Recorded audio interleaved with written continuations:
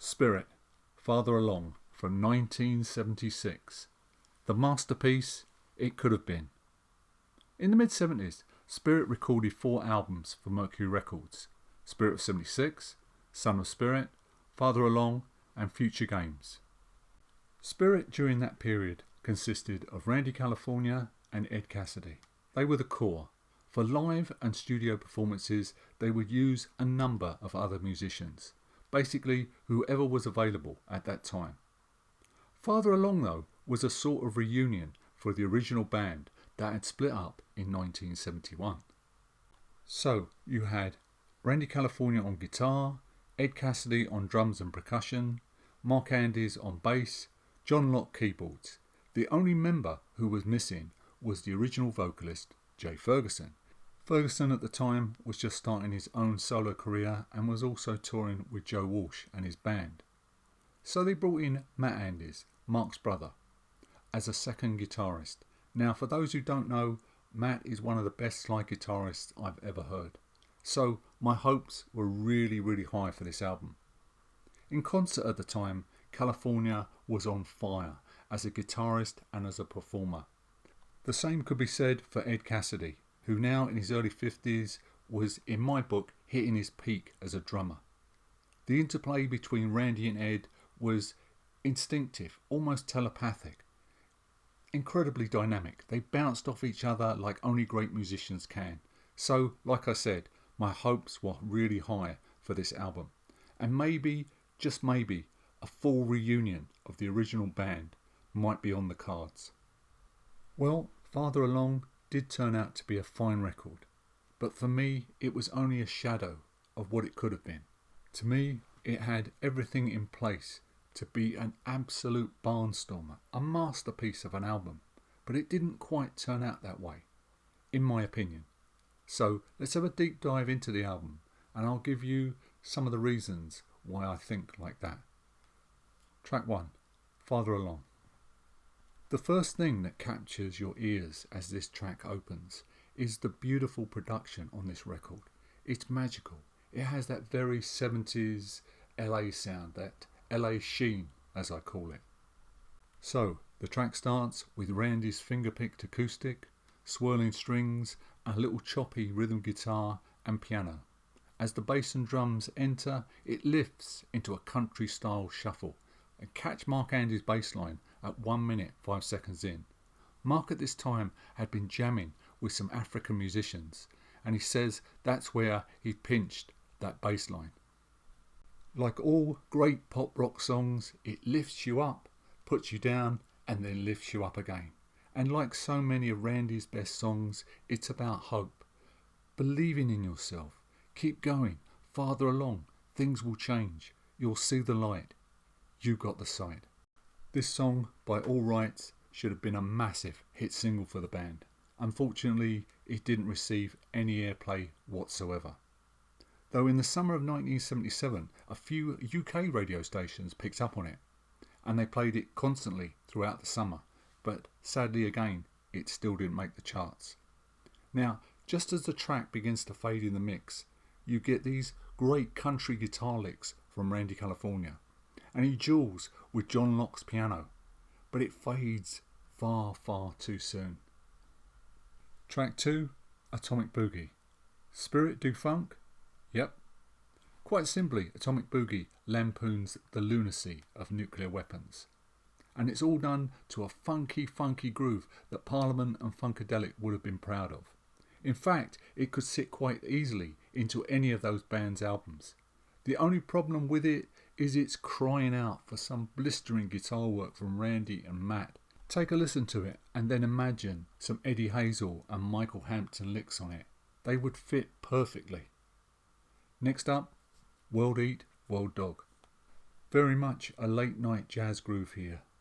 Beautiful multi-track vocals, sinuous bass, Cassidy ticking away the rim shots on his snare drum, some cool, jazzy, understated lead guitar, and the strings echo the spacious soundscapes from the band's third album, Clear.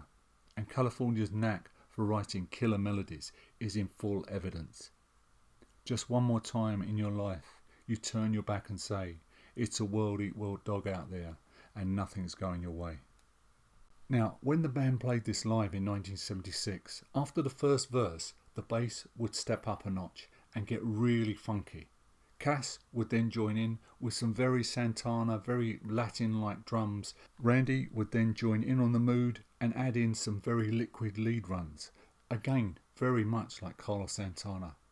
It transformed a great song into an absolute classic. Stony Night. What can I say about this track? It's one of my all-time favourites. The mood is set from the opening seconds with the thunder and the rain is just beating down. You have John Locke's piano and it's joined by Ernie Watts' sinuous, weaving saxophone. At 23 seconds, in come the rest of the band, augmented with a pumping horn section, and they just punch it out. Randy's slightly echoed lead vocals, Stony Night, what a lonely night. The shutters are all down, spreading fire as you desire to melt into the ground. The middle section allows Watts to break free with a killer sax solo. And it's backed up by those horns, like I said, just punching it out. I love a great horn section. New Year's Eve, 1976, at the Bottom Line Club, New York. Spirit played a show. Now, instead of Ernie Watts' sax solo, Randy takes flight on guitar. I've never heard so much emotion pour out of 6 wire strings stretched over a piece of wood. And I never knew what people meant by that expression. He made the guitar cry, until I heard that solo. It was like every note came directly from his soul. Now, as good as Ernie's solo is, and it is a great solo, Randy's came from another planet. Next up is Pineapple. It's an okay instrumental, it's a bit of fun, but personally I would have put in Genetic Dreams. Genetic Dreams is a cool, up-tempo jazz instrumental written by John Locke. It's very futuristic, it's very spacey, and it keeps very much in line with the jazz leanings of the original band, and would have allowed all the players to show off their jazz rock chops. I'll include a link in the description. Colossus would end the original vinyl copy of the album. Now, it's another good song, but to my ears is a bit undercooked, a bit underdeveloped. A better choice for me would have been the atmospheric, moody Somebody Loves You. Again, a link in the description. The track has an almost Americana, a country flavour, especially in the instrumentation. It's very mid-70s Neil Young. Megastar. Now, I've gone on a bit about how I felt there should have been much more guitar on this album. Much more. And I guess Randy felt the same. For when this song was included on Spirit, the Mercury years, Randy just drenched it in his liquid fire lead breaks. Megastar also, though, gives John Locke a chance to shine on piano and synthesizers. The track is all about the megastars in the music business and how they live in an unreal world. And maybe, just maybe, some of it might be directed to an absent band member. Who knows? Track 2 would have been Phoebe. A lovely atmospheric instrumental, but the band had better tracks in the locker. Right here, I would have placed the unreleased Spirit track, Let Me Be Your Daddy. Now, one facet of Randy's guitar playing that gets very overlooked in my book is that he could be so damn funky when he wanted to. Let Me Be Your Daddy could well have been the template for Gorn Attack from future games, especially the second half of that piece where Randy comes in with some really funky electric guitar. Also, Let Me Be Your Daddy boasts some stunning interplay between Randy and, to my ears, Ernie Watts on sax. Why it was left in the vaults and is still there in the vaults, I don't know. Next up, Don't Lock Up Your Door, which is a perfect country rock song, very much in the spirit, forgive the pun, of the Byrds, proving again that the band could turn their hand to any musical genre and do it superbly. Next up, I would have included Randy's Lake of Love. It was written during a stay he had high up in the Hollywood Hills, and the demo is included in the description below. Why Randy and Spirit never recorded a full version of this song I will never know, for it's a beautiful mainly acoustic number, with Randy adding simple but effective counterpoints on bass guitar. As well as this, he adds in an electric guitar, and he leans heavily on the sustain pedal.